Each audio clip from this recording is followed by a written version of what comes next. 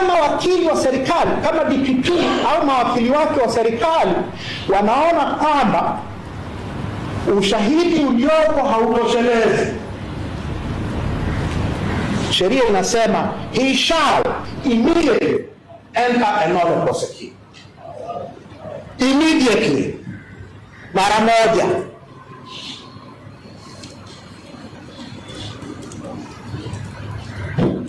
Hiyo ni option ya kwanza ambayo tulitegemea watuambie hapa leo. Faili limekamilika, tumelisoma, hakuna ushahidi, tuna enter an immediate nolle prosequi. Sheria inasema shall immediately.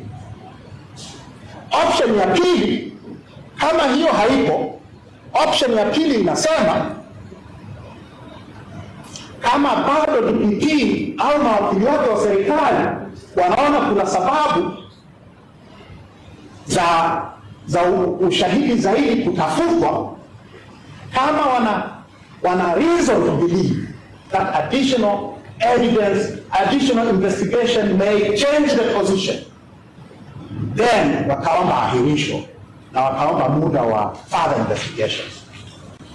They only have two options: enter an immediate nolle prosequi au omba mkafanya upelelezi zaidi.